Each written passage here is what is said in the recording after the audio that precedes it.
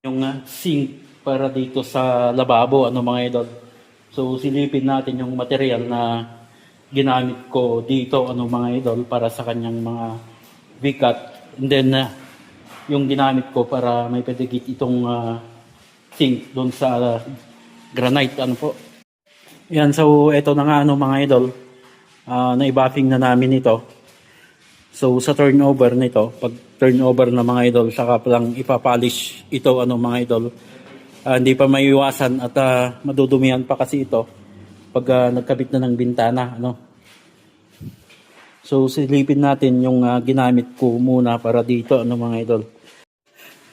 Yun mga para, so ito na nga ano po. So ito po yung trend ngayon na uri ng sink ano mga idol, na mas na tinatawag ngayon na yung piano. Ito, marami siyang ano, dito yung mga function na kailangan pa isa-isa para doon. Ito naman yung isa mga idol para dito, then sa faucet, then ito ay para dito ano mga idol. So yung off nito ay nandito, yan. Then para sa filtration ito ng mga idol, itong isa. So wala pa namang filter, kaya ganyan lang siya. And then mga idol, na-vlog ko na ito before ano, yung ginagamit ko dito sa kanyang ano, yan, sa may ginagamit kong pang-grout dito sa pagitan ng sink at ng granite ano po.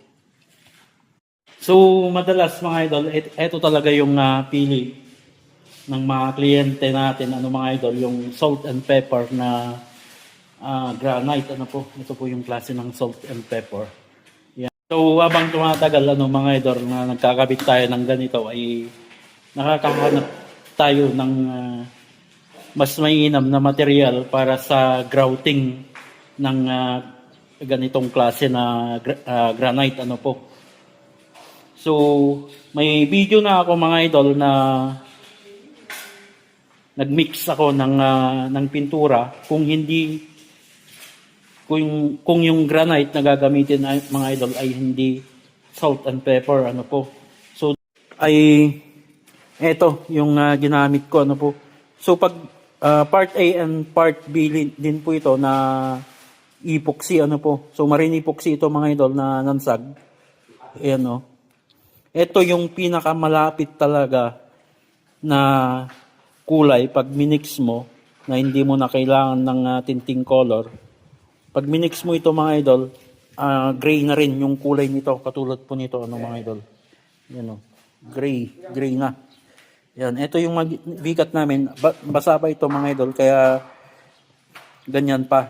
Pero pag natuyon na ito mga idol, halos hindi na mahalata itong bigat namin. So pag pinalis ito mga idol, pag nilagay yung pampakintab na, halos hindi na mahalata ito. So pinakamainam na gamitin natin mga idol sa mga bikat ng salt and pepper na granite, ayun, yung marine epoxy na kulay gray. Pwede rin po kayong gumamit ng Bostik, yung El Capitan na gray din, pero mas mainam po ito kung yung kulay ng granite ang hahabulin.